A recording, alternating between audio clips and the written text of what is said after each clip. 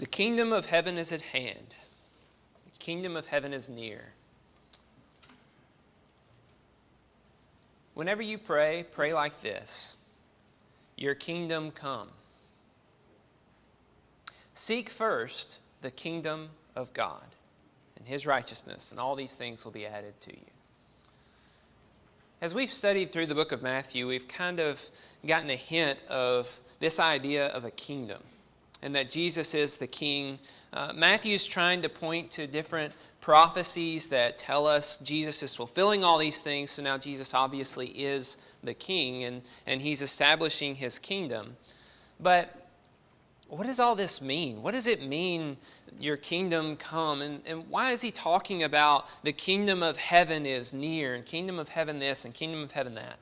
You know, if you're here this morning and you're not really very studious about the Bible, you haven't really gone to church much before, and we start talking about kingdoms, you're just like, wait a second. We're not in a kingdom, right? This is a democracy, a republic. This is we have a president. We don't have a king. You know, that's outdated. That's old-timey stuff, and we don't really deal with that anymore. If you were taught about, King Henry VIII and all these other kings, you know how kingdoms go. Kings are not really good. They abuse their power and they oppress their people. So kingdom is not really something that we think very fondly of in our day. And yet, throughout this book of Matthew, we've gotten the impression that Jesus has come to establish a kingdom and that He is the king, even though nothing He's done has really looked like anybody ever before coming to establish a kingdom. I mean, what guy comes in and just teaches people about the Bible, about the Old Testament?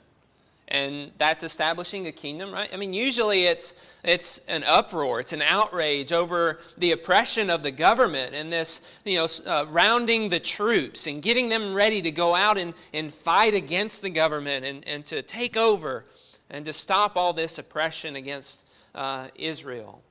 But we don't really get any hint of Jesus doing this throughout any of the story so far. All He's been doing has been teaching people about the Word of God in the Old Testament, how He's come to fulfill those things, and fulfilling them, and performing all kinds of miracles and all kinds of works so that people look at Him and think, surely this is a man who has come from God. Can this be the Messiah? Can this be the Son of David? But as we said last time, they're confused because He doesn't seem like the kingly figure they were expecting. Is He going to take over? And so as a result, Jesus gets up and starts teaching them at the first part of chapter 13 in this boat, and He says, you guys aren't listening to me. He just tells them this parable. He says, there's good seed, there's bad seed, there's good seed, there's seed that's sown in good soil, there's seed that's sown in thorny soil, there's seed that's sown in rocky soil, there's seed that falls by the path. There's all these different kinds of seeds. He that has ears, let him hear. This parable. And everybody's just like, what was that? They don't know what it's about.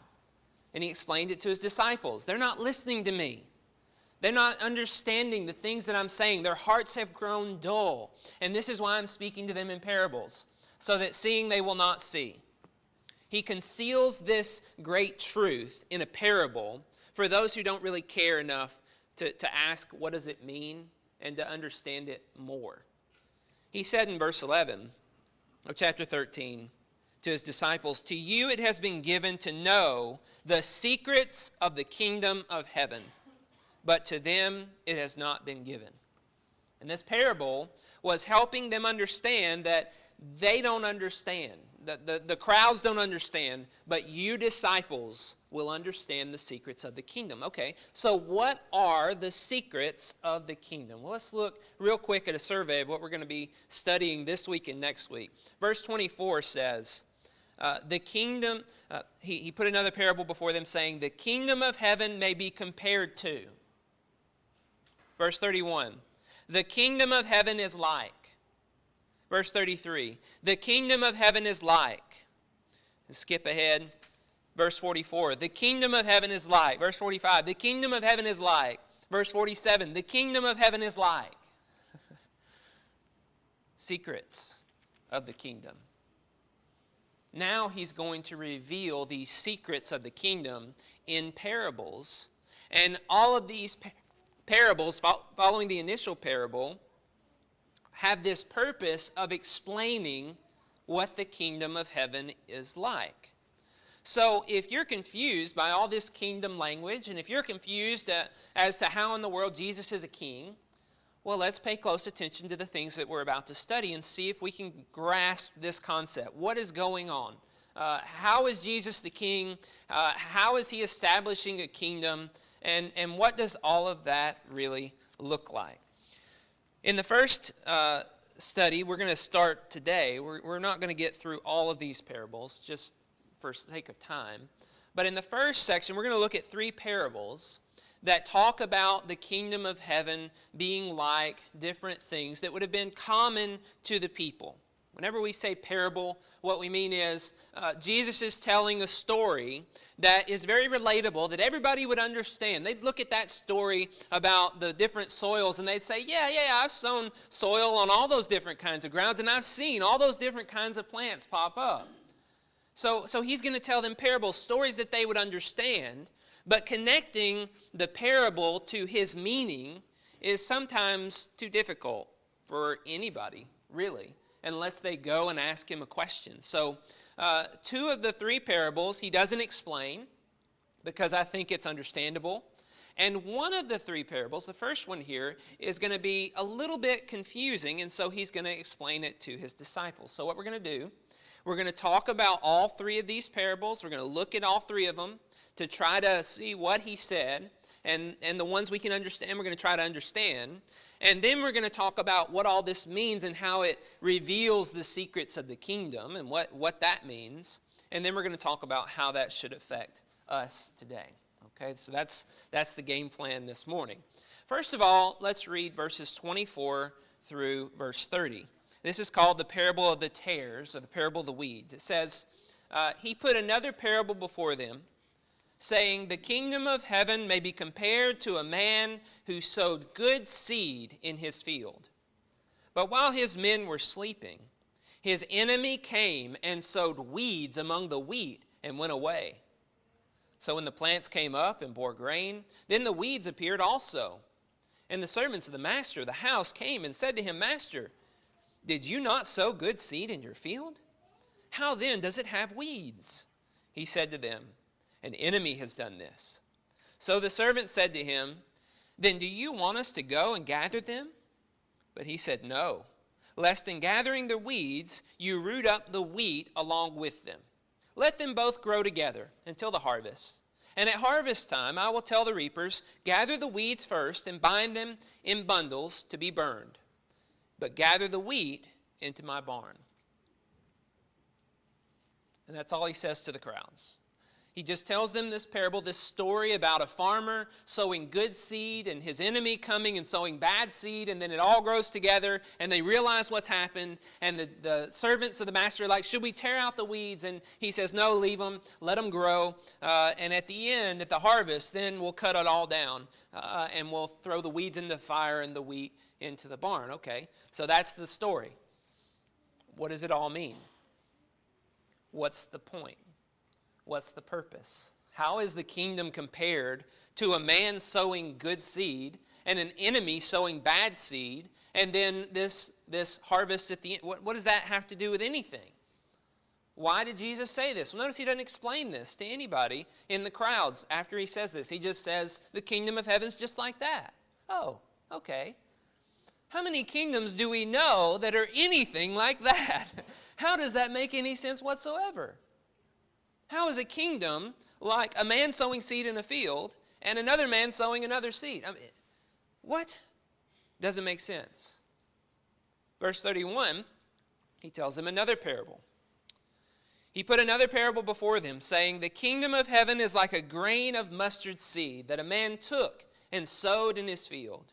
It is the smallest of all seeds, but when it has grown, it is larger than all the garden plants and becomes a tree, so that the birds of the air come and make nests in its branches. Oh, okay. Well, here we have a parable maybe that we can understand. This is pretty simple, right? A kingdom is like a mustard seed. This kingdom is like a mustard seed. It starts out really small, but it becomes something very big. Oh, that's simple. We got that. Okay. This kingdom's going to start out really small. It's going to grow to be really big. And he even uses words here that would have been familiar to the Jewish audience. He says it's going to grow into this large tree. It's bigger than any of the garden plants. So like every other kingdom is like garden plants, and this one's big. It's like a tree in the midst of a garden. But the birds of the air are going to come in and make their nests in its branches. So that's a very common phrase in the Old Testament prophets. It's a popular language that he would use. In Ezekiel 31, he's talking about Egypt, and he says Egypt is like Assyria, not to get you too confused, but he says Assyria was this beautiful tree, and it was so big and beautiful, and it had so much that all the birds were able to come and make their nests there, and all the beasts were able to come and find shade under its branches. It's this picture of a kingdom that's so big that it was able to provide prosperity to other peoples who were not a part of it, and able to bring about great prosperity. In Daniel 4, Nebuchadnezzar is given a dream about this great tree. And it's this beautiful tree that has all of these, it brings all these blessings on all the nations of the earth. The birds of the air come putting their nests there. The beasts are in the shade. And Nebuchadnezzar's told that tree's going to be cut down. But still, same kind of idea. A picture of a great tree, and that represents the kingdom of Babylon. Well, in Ezekiel 17, God foretold that he would take Israel, and he would cut off the top of Israel. An eagle will carry that, and he'll plant it. And then the tree will be destroyed. And then that little sprig is going to become a great tree, a great nation. And so what Jesus is saying here about the mustard seed becoming this big tree where all these animals are going to be able to come and build their nests, the people would have understood that. It starts out really, really small, though, and it's going to become something huge. So everybody would be getting excited about this parable. The first one, I don't know what he's talking about. Second one, wow, okay, great. Great big kingdom. This is what we're looking for. This is what we've always been wanting. And in the third parable, verse 33, he told them another parable. The kingdom of heaven is like leaven that a woman took and hid in 3 measures of flour till it was all leavened. Now, this one's a little bit odd. I mean, everybody understands what's going on because they make bread all the time. If you've ever made bread, you add yeast or you add some leavening agent, some leavened flour that's mixed with water that has been exposed, and there's good bacteria in there, and it starts to bubble and ferment, and it's leavened. And so that leaven spreads and transforms the flour from just flour into some dough that can be made into bread. And so he says the kingdom of heaven is like this leaven that a woman took and hid in 3 measures of flour till it was all leavened. It has this transformative effect, and it will transform into itself. It will transform the flour into leaven. It will transform the kingdoms of the earth into the kingdom of heaven. So kind of another picture that we can understand, but it's odd. How many kingdoms do you read about that have a leaven effect? It's kind of a weird thing. Usually it dominates and destroys all of the others, and then it stands as the most righteous, and they're all subject to it.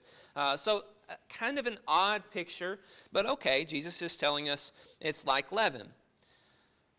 What do all these prophecies reveal? All these parables reveal. What are they about?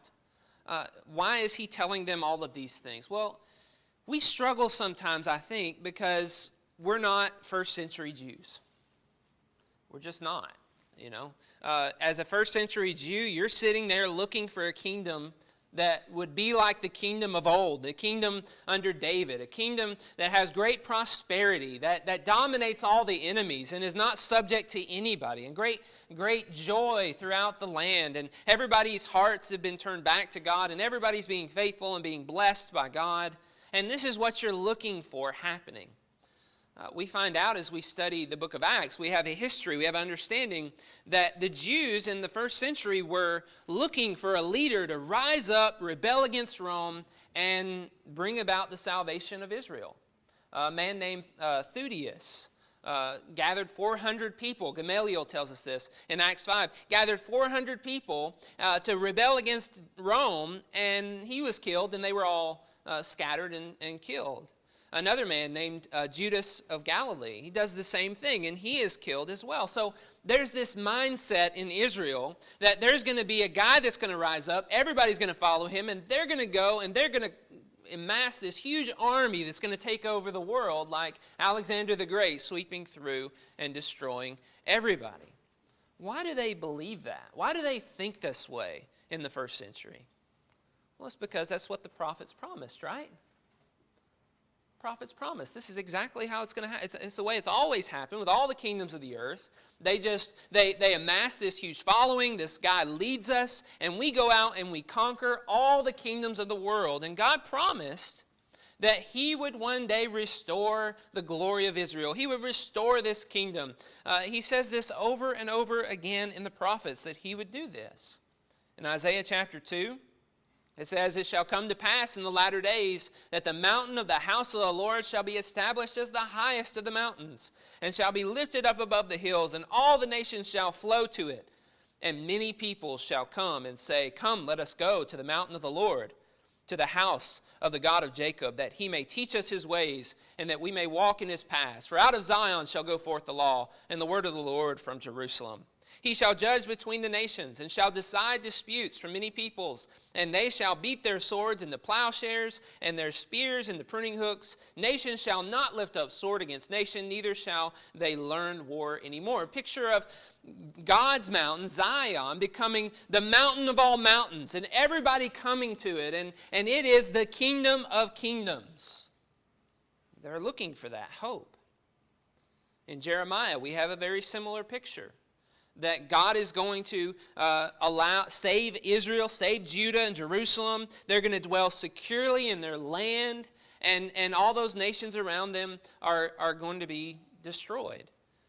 A similar picture in Daniel, that God, has got this picture of this structure, right? It's this monument, this idol is gold, silver, bronze, and clay mixed with iron. And then this rock is cut out, and it smashes all those kingdoms. In the days of the fourth set of kingdom, is going to be just smashed and destroyed. And then it's going to be the kingdom of all kingdoms. Daniel 12. One like the Son of Man is brought up into heaven and given dominion and authority and a kingdom, it says, that all peoples, nations, and languages should serve him. His dominion is an everlasting dominion which shall never pass away, and his kingdom one that shall not be destroyed. You get this picture in the Old Testament that there's going to come a day when Israel will become the kingdom of God on earth, and it will rule over all the kingdoms of the earth, with David, a David-like figure, ruling as the king. So these people are expecting Jesus to establish his kingdom, just like the other kingdoms have been established ever since the beginning. Every kingdom. You go back, you look at Israel, you look at Syria, you look at Babylon, you look at Medo-Persia, you look at Greece, you look at Rome, you look at how they developed and how they overtook and became the nation of nations. And you think, well, God's got to do something like that, and so they're looking for someone who will do that. And they think, surely that's what's going to happen here. But look at this, verse 34. All these things, these three parables, all these things Jesus said to the crowds in parables. Indeed, he said nothing to them without a parable. This was to fulfill what was spoken by the prophet. I will open my mouth in parables. I will utter what has been hidden since the foundation of the world. Jesus is revealing something hidden since the foundation of the world in these parables. What is it? Well, let's understand this next section and understand all of this, kind of bring this all together. Verse 36, it says, Then he left the crowds and went into the house.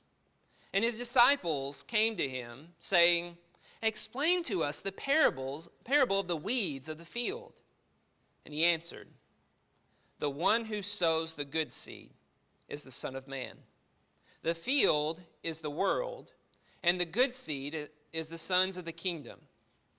The weeds are the sons of the evil one, and the enemy who sowed them is the devil. The harvest is the end of the age, and the reapers are angels. Just as the weeds are gathered and burned with fire, so will it be at the end of the age. The Son of Man will send his angels, and they will gather out of his kingdom all causes of sin and all lawbreakers, and throw them into the fiery furnace. In that place there will be weeping and gnashing of teeth. Then the righteous will shine like the sun in the kingdom of their Father. He who has ears, let him hear.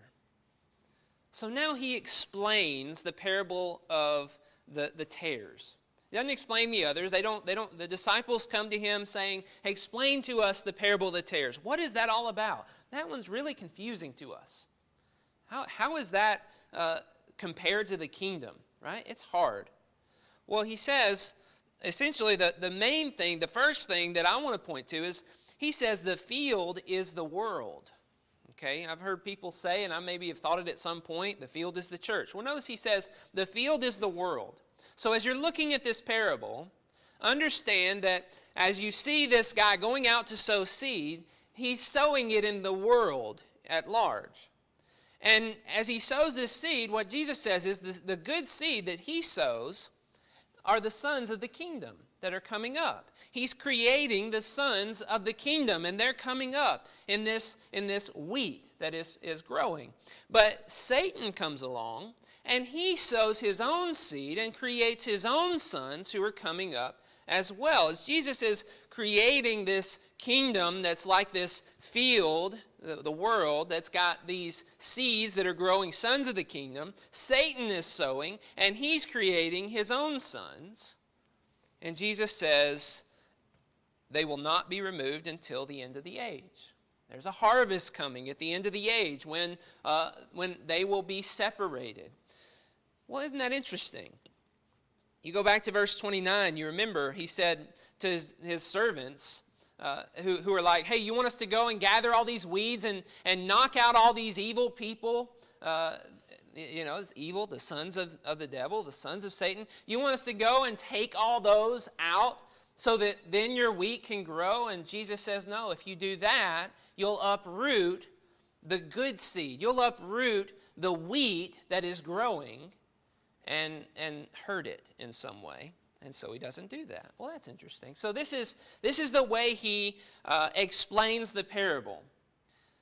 I am going and planting all this good seed, and there are my sons coming up, and Satan is going planting all his bad seeds, and there are his sons coming up. And instead of destroying all of my enemy's seed, instead of destroying all of those who are against my people, I'm going to leave them be until the end of the age.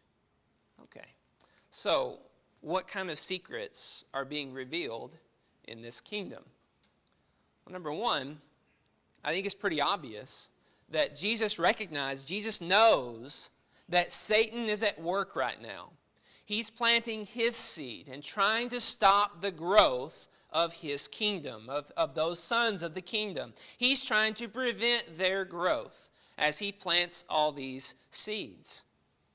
So, as the good seed, as those who are sons of the kingdom, what's revealed to us is that we can expect opposition, because Jesus is not removing the weeds. He's not removing all those evil people out in the world who Satan is planning to hurt us. He's allowing them to continue to exist. He's allowing them to go on. He's not going to destroy them until the very end. And what he reveals here is, at the end, there will be a time of vindication for those who are his sons, and a time of punishment for those who have rebelled against him. The language that he uses here at the end, that they're going to be thrown into this fire, is very similar to what we read about in the prophets, this eternal fire. In Isaiah 66, it says, for their worm shall not die, their fire will not be quenched, and they shall be an abhorrence to all flesh, because they've rebelled against me. So you see this eternal fire picture in judgment for all the sons of the evil one, all those who are following after the deceptions of Satan that are obviously in the world. And in Daniel 12, you see those who are sons of the kingdom shining like the sun. It says, those who are wise shall shine like the brightness of the sky above, and those who turn many to righteousness like the stars forever and ever. This parable is bringing together the picture of an eternal judgment day, an eternal day when there's going to be a separation that takes place. And he's helping the people understand this is what the kingdom of heaven is like. It also reveals to us that we are allowed to continue to exist and that God is taking care of us by not removing those evil people, that we might bear fruit, that we have time to produce fruit. You know, it's interesting. Weeds, in this case, are called tares. It's actually a specific kind of weed that looks a lot like wheat, but it doesn't produce the fruit of wheat. So maybe there's some who are growing that look like tares, that look like weeds, and those who go in and try to gather all those evil and burn them in the fire, they might be gathering the sons of the kingdom, in addition to the sons of the evil one. Jesus doesn't want that to happen. So he allows them to continue to exist, hoping that they will produce fruit. Number 4, what we see in all this, as we bring all this together and think about how this reveals the secrets of the kingdom, this is not a kingdom like all the kingdoms of the earth. And Jesus is not a king like all the kings of the earth. He's not going through and destroying all the evil people. He's allowing them to continue. And he's not just immediately grabbing up, it's not like you plant a seed one day and the next day you have fruit and you can gather it all up. He's giving everything time to grow and to become what it will be before the harvest time comes. He doesn't just take it all immediately. He is very patient and waiting, allowing people to have time to become what they're going to be. And as we look at those last 2 parables now, as we think about the nature of this kingdom is not about a king who comes in with this army and destroys all of his enemies. We understand that this kingdom becomes great not because it dominates and kills everybody and then stands alone, but because its spread is more internal. That parable of the leaven kind of shows us this is about an internal influence that Jesus is anticipating in his kingdom until one day it becomes the greatest of all kingdoms. Now, a lot of these things that I've said about the kingdom may be kind of boring to you. As you're just reading, you're listening, you're like, okay. So you're basically telling us this is not a kingdom that's like China or like America. I mean, it's this internal kind of kingdom, and Jesus is established. I know all this, right? I mean, obviously, Jesus is not a king on this literal throne, and he has not conquered all of these nations and set himself up as a king on earth. I know all this stuff. This is no big deal. But to them, this would have been groundbreaking. This would have been things that were hidden since the foundation of the world. And Jesus is revealing all of this to them. Well, maybe you're hearing all this and you're thinking, well, anybody could claim an internal kingdom. Anybody could claim that they're going to conquer everybody, but they're not really going to set themselves up as king over all these nations in this physical way that we can actually see. And we really want measurements, right? We want boundaries in our kingdoms. We want to have a kingdom that's like the nations. This is what we desire from Jesus. This is what they would have desired as well. This is why we're curious about how many Christians there are in the world. This is why we're so focused on about how many people are coming to church or how many people are at church buildings and thinking about, is the kingdom growing? Is God winning? We need some physical measurement, something to look at to say, yes, God does rule, and I feel good about it. As we look in the New Testament, we see that is very much the case. That God showed himself as the ruler throughout the New Testament. In Acts, they're going everywhere spreading the good news, and there is this internal influence. It's not this external numbering of how many people are being converted, and they have this brand put on them that says, I'm now a kingdom of heaven, and then they go and move to this country, and then they become this army and take over the world. There's nothing like that. Instead, everybody is hearing the gospel, believing it with all their heart, and then saying to live is Christ and to die is gain. And they put their faith and their trust in the God of heaven instead of in the kingdoms of earth. And they stopped looking at the physical things that are all around them and putting their trust in them. They started putting their trust in God as their Savior and their Messiah, as the one who will vindicate them when this life is over. And it became a great kingdom. And you know what? That kingdom is now 2,000 years old. And Christ is still in control. And he's continuing to bear fruit, and he's continuing to spread. The seed was planted, and the wheat grew, and it bore fruit. And it became more seed, and it spread, and became more seed, and it spread. And at the same time, there has been a spread of the seed of Satan. And so what do we learn from all of this? How does this change our lives? As we study this and we're just kind of like, oh yeah, it's this internal kingdom. Okay. Don't be deceived.